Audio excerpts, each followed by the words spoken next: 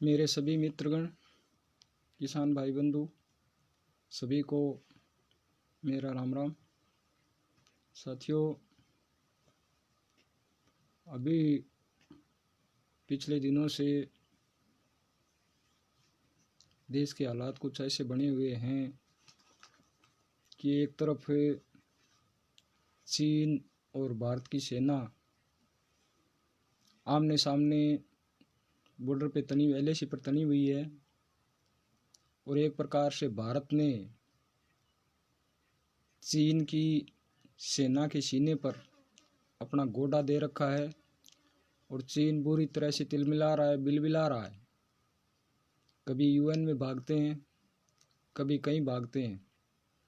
ऐसी स्थिति में जो अपने देश में चीन के समर्थक, या एक प्रकार से ये कहूँ कि जो चीन की कम्युनिस्ट पार्टी से MOU साइन करके और दूसरी तरफ ये कम्युनिस्ट और कांग्रेस चीन के सहयोग के लिए पूरी तरह से अपने हर हथकंडे को अपनाने का प्रयास कर रहे हैं। आप सभी जानते हैं कि धारा 370 और धारा 370 राम मंदिर, CAA जैसे महत्वपूर्ण मुद्दों पर इन लोगों का साथ देश में किसी व्यक्ति ने नहीं दिया और इन्हें अब ऐसा लगने लगा है कि हमारा अब आमूल चूल। जी, ऐसी स्थिति में ये देश की जनता को पूरी तरह प्रयास कर रहे हैं। बाकायदा एक देश को भ्रमित करने और आज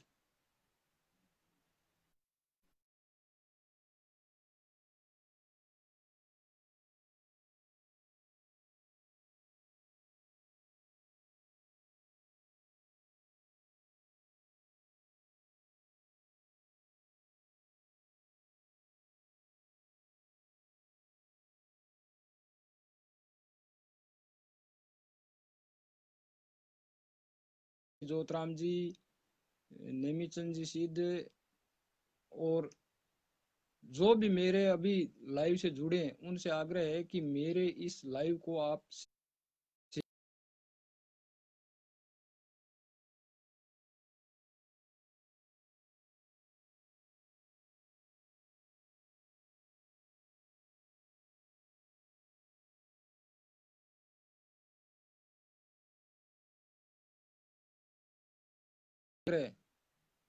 कि इन देशद्रोही ताकतों को मुंह तोड़ जवाब देने के लिए मेरे इस लाइव को ज़्यादा से ज़्यादा शेयर करें। शेयर में कंजूसी ना करें, क्योंकि ये हमारे किसानों से जुड़ा हुआ मुद्दा है।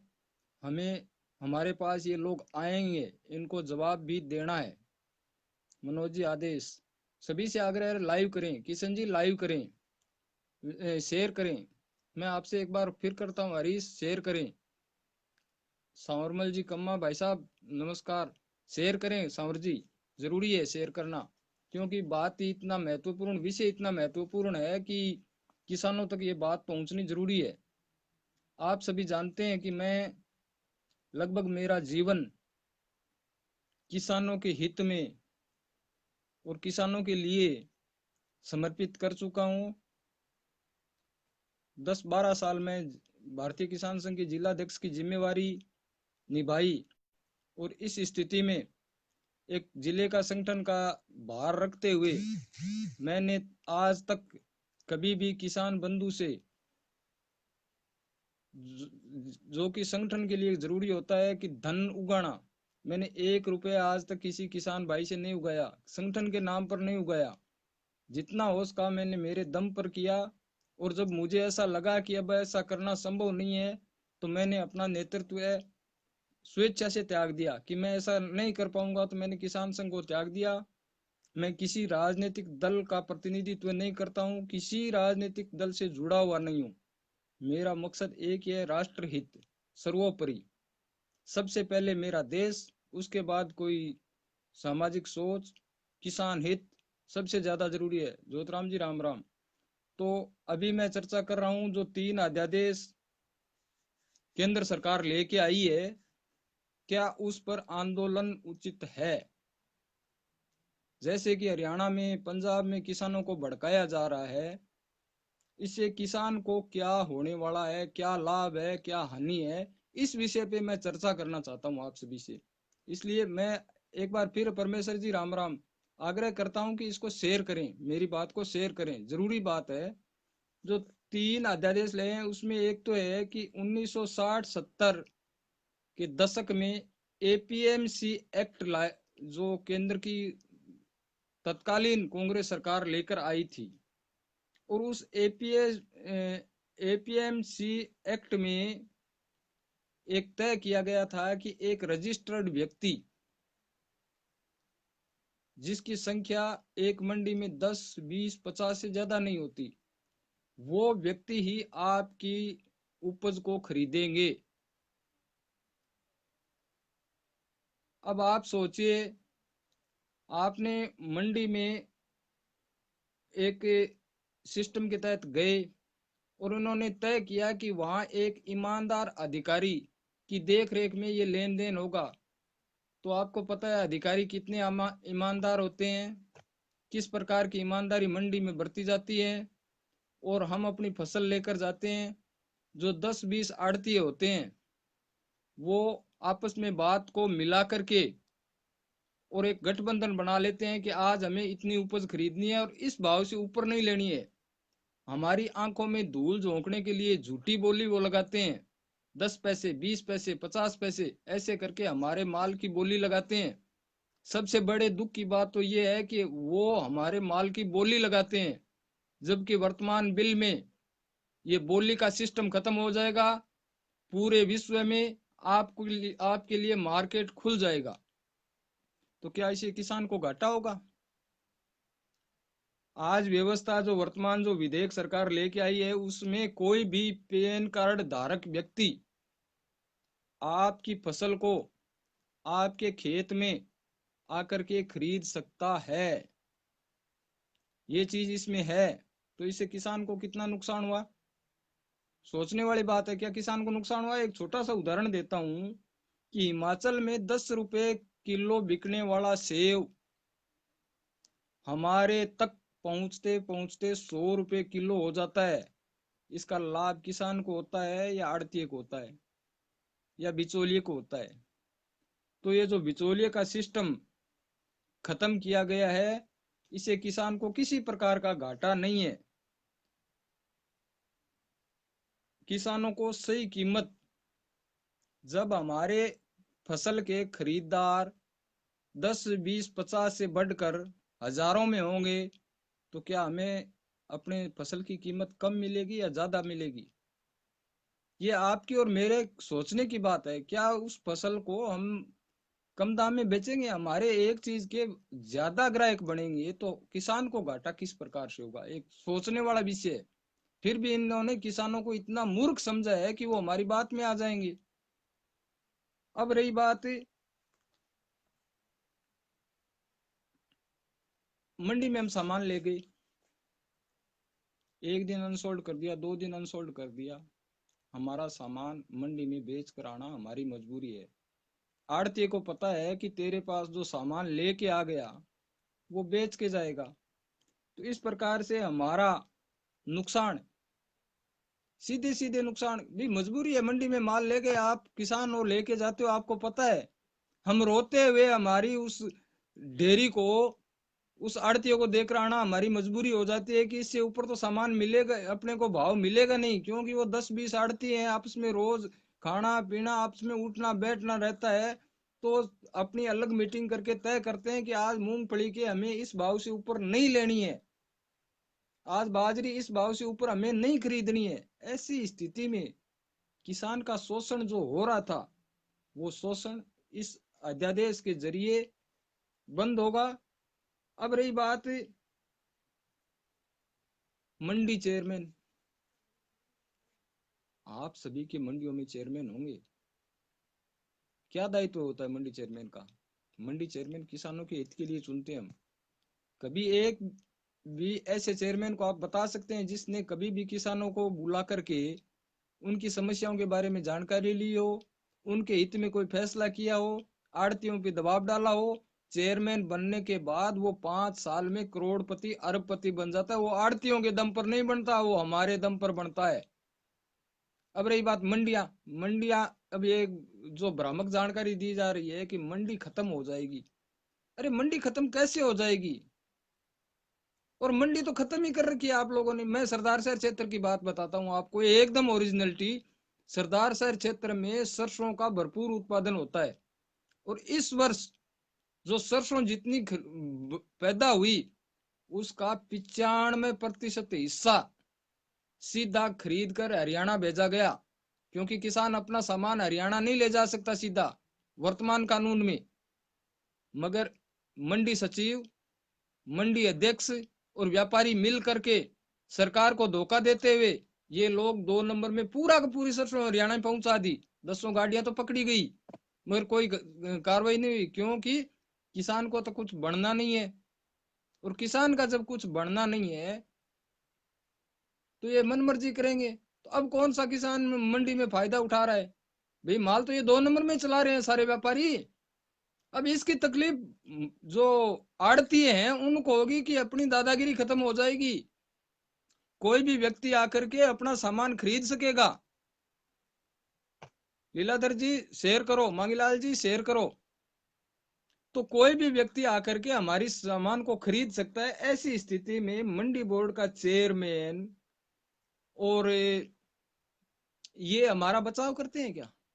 अब रही बात जो खर्चे होते हैं मंडी में, 3% market fees, 3% rural development fees, 2.5% commission, ये सारे मिलाकर 10% से 20% पहुंच जाते हैं। और ये कहां से काटे जाते हैं? किसान की उपज से काटे जाते हैं। ये खर्चे बचेंगे, हमारी फसल कोई डायरेक्ट खरीदेगा तो ये खर्चे हमारे बचेगा। मंडी में फसल की चोरी हो जाती है, कोई जिम्मेवार नहीं। मंडी में लाने के बाद फसल बेचना अपनी मजबूरी है। अब बताइए ऐसी स्थिति में ये जो विधेयक है इसे किसानों को कितना घाटा हुआ? सोचने वाला विषय है। आपके अगर कोई सुझाव है तो मुझे दे सकते हो, मैं उस पर भी चर्चा करूं। किसी के मन में कोई सुझाव है तो मैं पढ़ रहा हूं सभी को, संवरनाथ जी, पार्श्वनाथ जी, सभी को पढ़ रहा हूं। तो किसान को इतना भोला कैसे समझ लिया आप लोगों ने कि आपके बहकावे में किसान आ जाएगा, आप सड़क पे किसान को उतार दोगे, लाठी गोली चलवा दोगे, किसानों को मरवाओगे, फिर राजनीति करोगे। तो किसान ही आपको राजनीति के लिए क्यों दिखाई पड़ता है?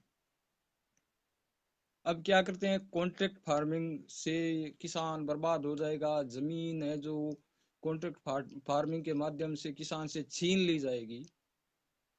कोई आपके पास आता है, आपकी फसल खरीदने का वादा करता है कि मैं फसल आपको इतने रुपए क्विंटल साल के अंत में खरीदूंगा, बीज मैं दूंगा, दवाई मैं दूंगा, इंश्योरेंस की गारंटी मैं दूंगा। ये सब कुछ करने के बाद आपकी फसल कोई खरीद रहा है तो आपके खेत को कैसे छीन रहा है? ये बताने वाली बात है, सोचने वाली बात है। मगर इन लोगों की मजबूरी क्या है? ये 2-2 लाख रुपए पूरा कर्जा माफ कर देंगे नाम पर। बिजली बिलों की अंधाधुंध वृद्धि करने वाले लोग किसान को मजबूर, दुखी और टूटा हुआ देखना चाहते हैं। किसान संपन्न हो गया तो आपका जो कर्जा माफी का जुमला है वो चलेगा नहीं। आपने देख लिया, एक महाशय जो लंदन में बैठकर चीन की तरफ से बॉलिंग कर रहे हैं, उन्होंने यहाँ पर आकर के कहा था 1 2 3 4 5 6 7 8 9 10 दिन में इस किसान का संपूर्ण कर्जा माफ कर दूंगा, अगर नहीं हुआ तो मैं मुख्यमंत्री बदल दूंगा। याद है ना, या भूल गए? वही व्यक्ति है, वो ही व्यक्ति है जो आज हमें बरगला रहे हैं कि आपका घाटा हो रहा है, किसान आज इतना चुप नहीं। अरे इस देश का प्रधानमंत्री जिसने अपना सर्वस्व इस देश के नाम पर न्योछावर कर दिया, अपने परिवार को 1 रुपया तक उस व्यक्ति ने नहीं दिया, यहाँ तक कि अपने भाई का ट्रांसफर तक उस आदमी ने नहीं किया। जिस तन मन और सेवा से जो व्यक्ति इस देश का भला करने के लिए लगा है, वो इसके देश के किसान को बर्बाद करेगा। अरे राजीव गांधी फाउंडेशन के नाम पर आप लोगों ने खरबों रुपए जमा कर लिए इस देश के। चीन जैसे दुश्मन राष्ट्र से आपने दान लेकर के उनके मन मुताबिक आपने योजनाएं बनाई, पूरी देश में चीन का प्रोडक्ट भर दिया। आपके गुनाह को छुपाया जाएगा? कोई छुपा सकता है? ये कोयला घोटाला, ये 2G घोटाला, ये फलान जी घोटाला, ये ढिंकड़ जी घोटाला, जो घोटाले करने वाले लोग, आप जो मुझे लाइव देख रहे हो, इस आदमी की कृपा है। 300 रुपए में 1.5 kg मिलता था, 1.5 kg नेट मिलता था, केबी 1.5 kg नेट मिलता था। आज मैं आपको लाइव कर रहा हूं, आप मुझे लाइव सुन रहे हो। ये 2G घोटाले वाले लोग और आज किसान को भ्रमित कर रहे हैं। शर्म नहीं आती? इसलिए भाइयों, जो व्यक्ति इस देश को समर्पण भाव से आपके लिए रात दिन लगा हुआ है, इतनी अच्छी योजना लेके आया है, इतना किसानों के लिए इतना भला, इतना जबरदस्त कानून लेके आया है कि आप अपनी फसल देश के किसी भी हिस्से में ले जाकर के बेच सकते हो, ऐसा बढ़िया कानून लेने वाले लोगों को, उस देश के प्रधानमंत्री के खिलाफ जिनका भला किया, उन्हीं लोगों को आप सड़क पे उतारना चाहते हो। अरे शर्म करो। अभी 25 सितंबर को ये सामूहिक रूप से आएंगे, आपको बोलेंगे आप बंद करो, ये करो, सड़कों पर आगजनी फैलाएंगे। मैं आज भविष्यवाणी करता हूं, ये सड़कों पर आगजनी फैलाएंगे, देश की संपत्ति को नष्ट करेंगे, इस देश का माहौल बदलने का काम करेंगे। इन लोगों से सावधान रहें। ये जब भी गांव में आए, इनको जूते मारे, इनको उनकी औकात दिखाएं। इसलिए मैं आपसे एक बार फिर हमारे देश के प्रधानमंत्री के सपोर्ट के लिए फिर हाथ जोड़कर विनती करता हूं कि इस आदमी पर भरोसा करो। जिस आदमी ने अपना ये जो 370 का दाग हटाया, हमारी भारत माँ के मुकुट को बचाया, जो चाइना रोज आकर हमारी सीमा पे घुसता था, 1962 के छीने हुए क्षेत्र आज भारतीय सेना ने वापस ले लिए। इनको दर्द ये हो रहा है। और एक वो पप्पू लंदन में बैठ कर कह रहा है मोदी काहे रहे, डरता क्यों है? मोदी डरता नहीं है। मुझे गर्व है इस देश के प्रधानमंत्री पर। मैं भाजपा का नहीं हूं, पर भी मुझे मेरे देश के प्रधानमंत्री पर गर्व है कि ये व्यक्ति इतना मजबूती के साथ हमारे लोगों को भला करने के लिए लगा हुआ है, 70 साल की गंदगी को हटाने में लगा हुआ है। ये चिराग जब बुझता है तो लपलपाता है, इस दृष्टि में इन लोगों की हालत है। इसलिए हाँ, भूल गए विष्णु सोनी जी, आपने कहा सीए के नाम पर भ्रम फैला। अरे ये तो भ्रम ही भ्रम फैलाते आए हैं। इन लोगों को वो दर्द उस दिन नहीं हुआ जिस दिन कश्मीर में कश्मीरी पंडितों को मार काट कर भेजा जा रहा था। इस देश के टुकड़े करने की इनकी सोच थी, उस दिन इनको देश के बारे में नहीं सोच हुआ। आज इनको चिंता हो रही है, हमारे देश के किसानों की चिंता हो रही है। इन्होंने औद्योगिकरण के नाम पर हमारे किसानों का कितना बड़ा शोषण किया है, मगर आज तक आपने देखा है कभी किस सोच के ये लोग हैं? इन लोगों का जवाब इन्हीं की जब भाषा में मिलेगा। 4 दिन से ये किसानों को सड़क पे उतार रहे हैं, स्थिति साफ नहीं, स्थिति साफ नहीं। अरे आप कहां से आ गए इतनी भविष्यवाणियां करने वाले? कहां थे आप इतने साल? अगर आप में दम होता तो आज मेरे देश का किसान आत्महत्या नहीं कर रहा होता। 60 साल शासन किए आपके परिवार ने, 60 साल शासन किए हैं, कहां गए आप किसान हितैषी? आज मेरा किसान, अच्छा एक बात मैं भूल गया, 2014 से 2020 के बीच में जो मिनिमम सपोर्ट प्राइस है, एमएसपी, आप आंकड़े उठाकर देख लेना। 2014 में सरकार ने कितने रुपए कर रखे थे हमारी फसल के दाम, और इन 4-5 सालों में हमारी मिनिमम सपोर्ट प्राइस 40% से लेकर के 80%, और यहाँ तक कि कुछ फसलों में तो 100% तक बढ़ोतरी हुई है। ये इसी व्यक्ति की देन है। आज उसी व्यक्ति को आप किसानों का दुश्मन बता रहे हो। चलो मान लिया ये किसानों का दुश्मन है, मगर आधार क्या है किसानों के दुश्मन होने का? क्यों करेगा ये?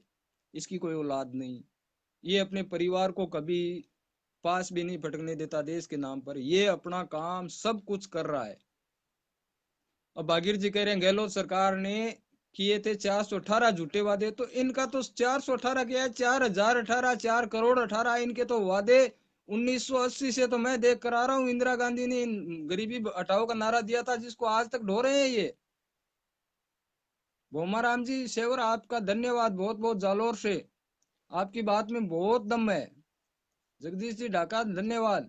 तो आपसे आग्रह, मैं नहीं आना चाहता था लाइव, क्योंकि लोग लाइव आने वाले को अच्छा नहीं समझते, फिर भी मजबूरी हो गई, ये बात लोगों के सामने रखनी जरूरी थी, ये स्थिति साफ करनी जरूरी थी। अभी आपके पास ये लाल सलाम वाले पहुंचेंगे, गांव गांव से चंदा इकट्ठा करने वाले, रोज आपके खेत में पहुंचने वाले, कणक की बोरी लेने वाले, मोदी को गाड़ी निकालेंगे, आपके गांव में मीटिंग करेंगे।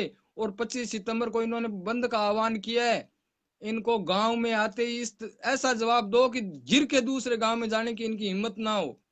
इसी के साथ धन्यवाद, जय श्री राम। अगर मुझसे गलती से कहीं किसी से कुछ गलत शब्द निकले तो उसके लिए मैं माफी चाहता हूं। और एक बात फिर चाहता हूं कि आप सभी ने, जिस जिसने मुझे सुना है, अगर मेरी बात में कुछ दम लगे तो आपको मोदी जी की कसम है, इस वीडियो को शेयर जरूर करें। धन्यवाद, जय श्री राम।